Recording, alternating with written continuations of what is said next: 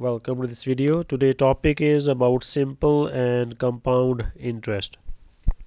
तो first of all हम ये अंडरस्टैंड करते हैं कि सिंपल इंटरेस्ट क्या होता है और कंपाउंड इंटरेस्ट क्या होता है. Simple interest is calculated only on the principal amount. ठीक है कि जो प्रिंसिपल अमाउंट है जो हम बैंक में डिपॉजिट करते हैं या बैंक से बोरो करते हैं उसको हम प्रिंसिपल अमाउंट कहते हैं. While the compound interest is calculated on the principal plus accumulated interest from the previous periods or leading to faster growth. कि जो कंपाउंड इंटरेस्ट है उसमें जो आफ्टर 1 ईयर है जो आपका इंटरेस्ट आपको मिलता है वो आपकी ओरिजिनल प्रिंसिपल अमाउंट में हम उसको ऐड कर देते हैं और फिर जो नेक्स्ट ईयर का जो इंटरेस्ट होगा उसमें वो जो इंटरेस्ट है वो भी ऐड होता है और उसकी फिर उसकी परसेंटेज से आगे नेक्स्ट सेकेंड ईयर का जो इंटरेस्ट हमें मिलता है. तो कंपाउंड इंटरेस्ट में जो ग्रोथ है वो फास्टर होती है as compare to the simple interest. अच्छा, अब इनके डिफरेंट फार्मूलाज हैं. तो देखिए जो फर्स्ट वन है जो सिंपल इंटरेस्ट का फार्मूला कि SI सिंपल इंटरेस्ट है PRT/100 है. अच्छा, अब जो P है ना ये प्रिंसिपल अमाउंट है. ठीक है, जो प्रिंसिपल अमाउंट जो बैंक में आप डिपॉजिट करोगे या बैंक से आप लोन लेते हो तो that is called principal amount. R is the rate है 10%, 6%, वाट एवर द बैंक या जो भी वो डिसाइड होता है. और T फॉर द टाइम है और टाइम याद रखिएगा ये इन ईयर्स होना चाहिए. ठीक है, समटाइम वो मंथ्स में दे देता है तो टाइम जो होगा that will always be in years. So PRT/100 this is the formula for the simple interest. Okay जी, नेक्स्ट है कंपाउंड इंटरेस्ट. इसका देखिए. अच्छा, सिंपल इंटरेस्ट में एक और चीज़ भी आती है, एक वर्ड वो यूज़ करेगा अमाउंट का. ठीक है, तो अमाउंट बेसिकली क्या होती है कि P+I है कि जो प्रिंसिपल अमाउंट है उसमें जब आप इंटरेस्ट ऐड कर देते हैं तो यू विल गेट अमाउंट. तो अमाउंट के वर्ड में याद रखिएगा P+I करना होता है. ओके जी, जो कंपाउंड इंटरेस्ट है इसका जो फॉर्मूला है कि A=P और ब्रैकेट 1+R/100 टाइम्स इसकी जो पावर है वो N है. अच्छा, अगेन देखिए A जो है ना ये टोटल अमाउंट है. जैसे मैंने अभी आपको यहाँ बताया ना सिंपल इंटरेस्ट में, तो यहाँ पे जो A है जो कंपाउंड इंटरेस्ट में है ये भी हमारी अमाउंट है. P प्रिंसिपल है, R रेट है, N क्या है number of years. Money is ना इन्वेस्टेड है कि ये ईयर्स ईयरली है, मंथली है, क्वार्टरली है, हाफ ईयरली है. ये उस हिसाब से देखना होता है. मेजॉरिटी ऑफ द क्वेश्चंस आपको मिलेंगे जो वो ईयरली ही बोलता है तो सिंपल आपने इस फार्मूला को जो है वो यूज़ कर लेना है. अच्छा, अब इस कंपाउंड इंटरेस्ट में इंटरेस्टिंग केस तब आता है जब इसमें ना वो थोड़ा सा ट्विस्ट डालता है. और वो ट्विस्ट क्या है कि वो जो हमारा जो इंटरेस्ट है ना वो क्या करेगा, उसको ईयरली कैलकुलेट नहीं करेगा, उसको वो मंथली करेगा कि आफ्टर एवरी मंथ जो है आपको इंटरेस्ट बैंक जो है वो ले दे रहा है. ठीक है, वो क्वार्टरली भी हो सकता है, आफ्टर जो है वो 3 मंथ्स भी हो सकता है, आफ्टर हाफ ईयरली करेंगे तो वो 6 मंथ्स के बाद भी है. तो उसमें देखें फिर एक आपने चेंज करनी है. अब ये बड़ी इंपॉर्टेंट बात है कि अब A= देखिए P और 1+ ना R/N है. अच्छा, अब जो ये जो R जो होगा ना, R बेसिकली आप पीछे अब क्या पढ़ के आ चुके हैं कि पीछे लिखा हुआ था R क्या होता है, R और 100 है ना पीछे. तो आप लिखा हुआ है इंटरेस्ट रेट डेसिमल है कि आप R/100 वाट एवर जो होगा ना आपने उसको लेना है. तो ओवर N है. N क्या है number of time interest is ना कंपाउंडेड पर ईयर है.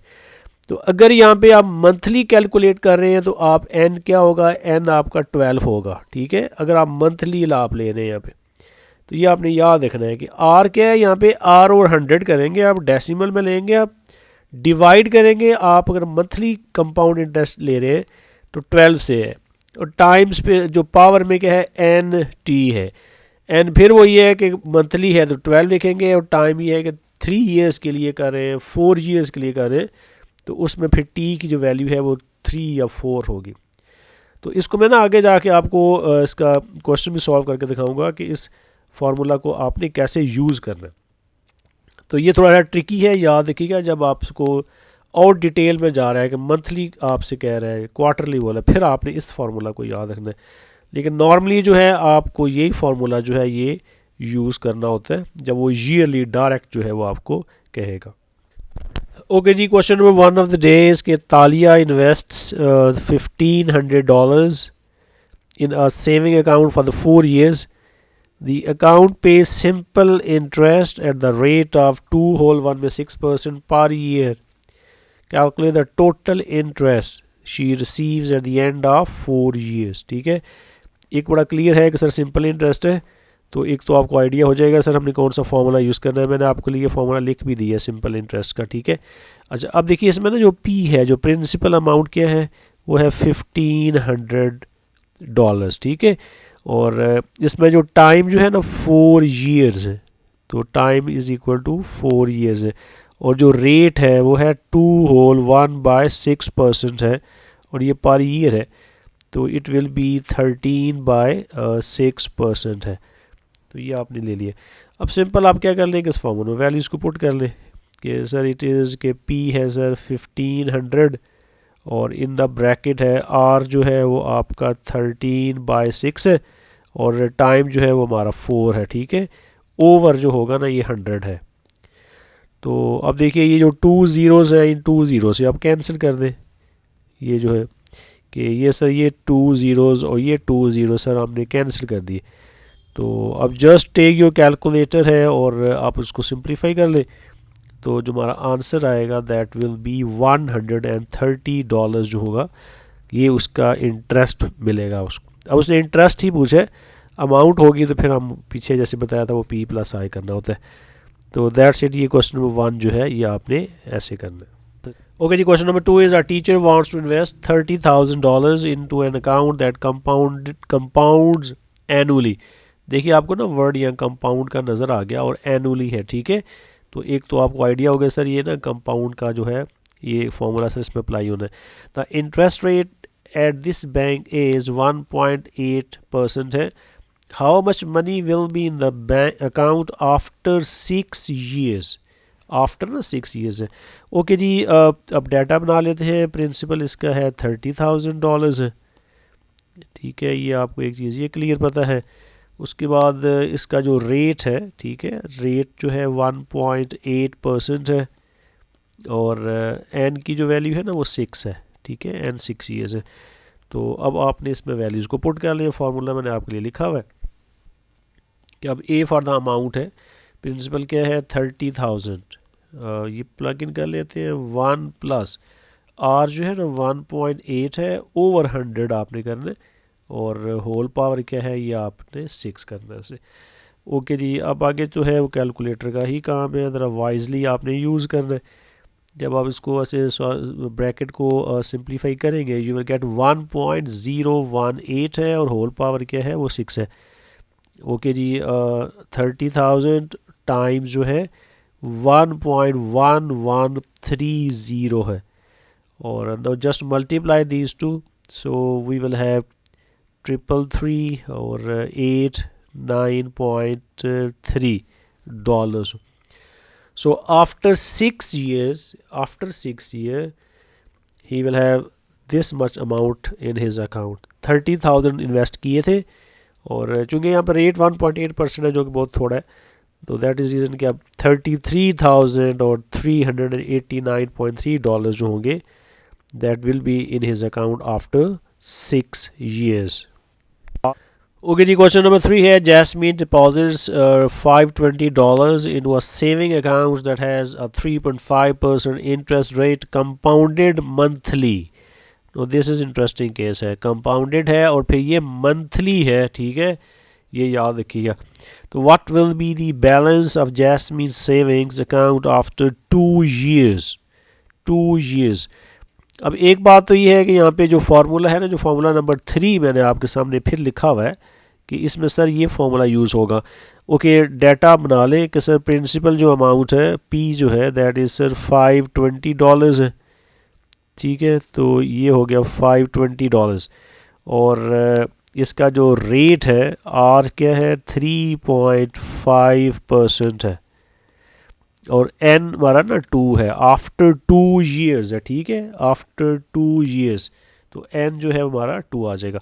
अच्छा जी, ये फॉर्मूला हमारे सामने है, just plug in the values है.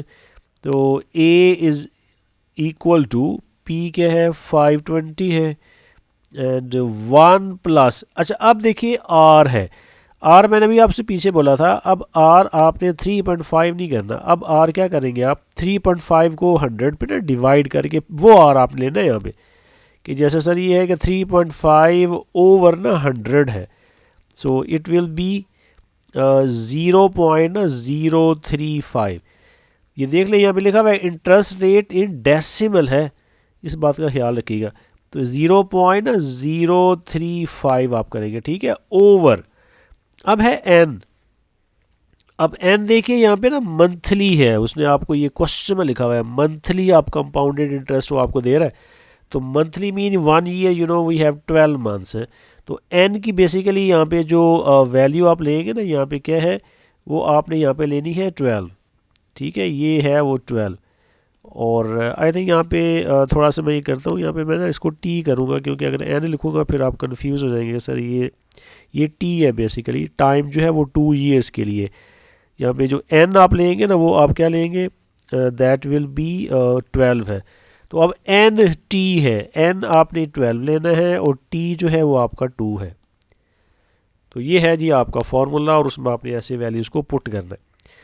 तो फिर देख लें अगर यहाँ पे हाफ ईयरली होगा तो एन जो होगा वो 2 हो जाएगा, अगर ये क्वार्टरली होता तो एन जो है एक 1 ईयर में 4 क्वार्टर्स होते, तो फिर एन जो है वो 4 हो जाना था। तो बस यही चेंजेस हो सकती हैं जो इसमें क्वेश्चन के अंदर, तो इस बात का ख्याल रखिएगा। चलिए अब ये जी 520 है, इसको ज़रा हम सिंप्लीफाई कर लेते हैं।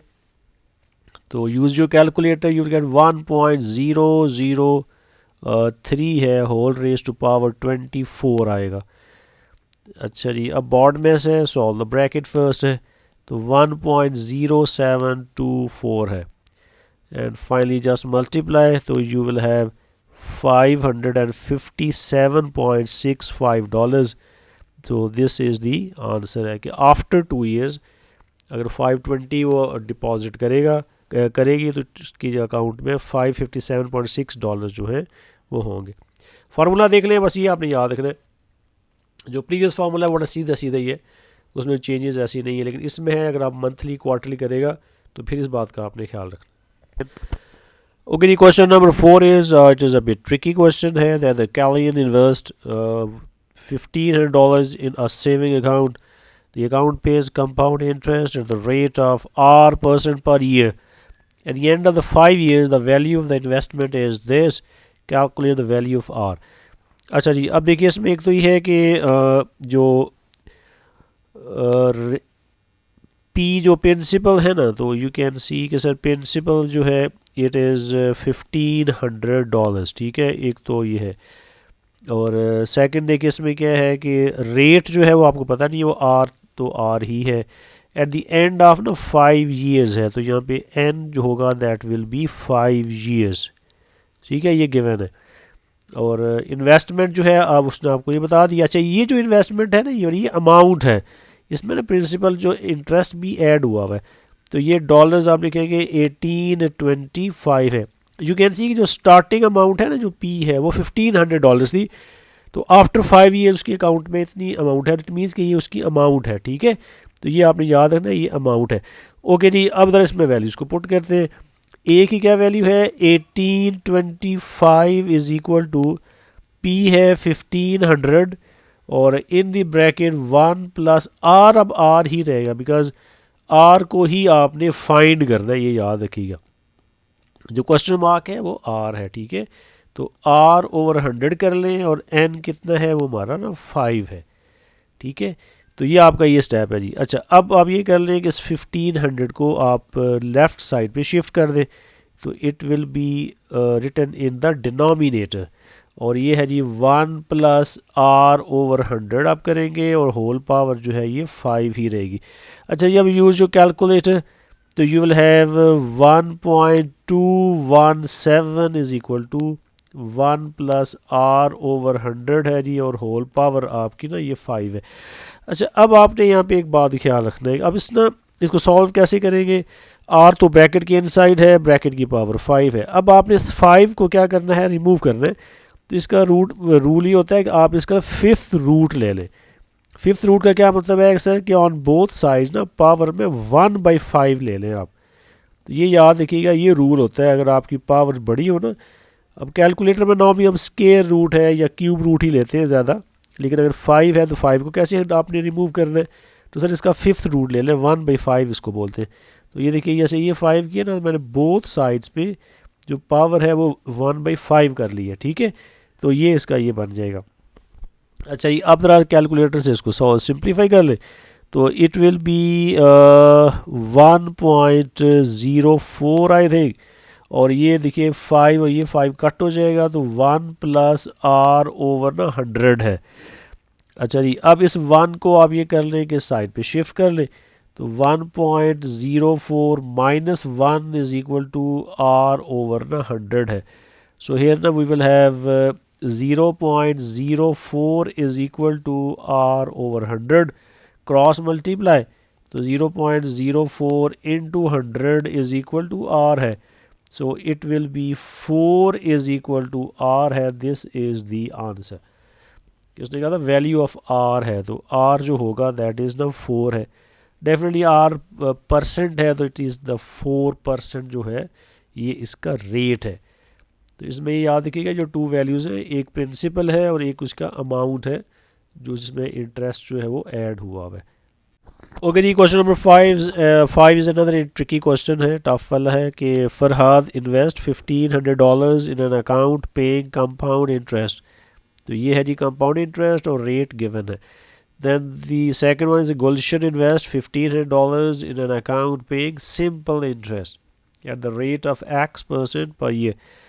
Farhad and Gulshan have the same amount of the money in their accounts at the end of 2 years. To calculate the value of X, ठीक है, X फाइंड करना है। तो देखिए टू डिफरेंट जो पर्सन हैं, तो जो एक है जो फर्स्ट वन जो फरहाद है उसका है कंपाउंड इंटरेस्ट। तो मैंने देखिए यहाँ पे ना कंपाउंड इंटरेस्ट का फॉर्मूला लिख दिया, और यहाँ पे भी लिख देते हैं कि ये अब है कि फरहाद की हेडिंग दे दें आप कि उसका डाटा वर्किंग हम यहाँ करने जा रहे हैं, और जो गुलशन है उसका सिंपल इंटरेस्ट है, तो यहाँ पे आप हेडिंग दे दें कि ये गुलशन की वर्किंग हम यहाँ पे करेंगे, और उसका जो फार्मूला है वो सिंपल इंटरेस्ट है। देखिए क्वेश्चन में ना क्लियर गिवन है।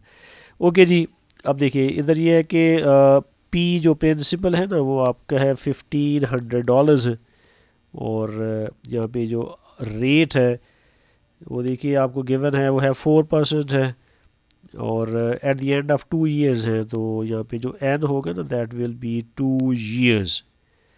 ठीक है जी चले इसमें वैल्यूज़ को प्लग इन करते हैं, तो A is equal to P क्या है 1500 है, और 1 प्लस ना आर है, आर ओवर 100 करिए, और पावर एन कितनी होगी दैट विल बी 2 है।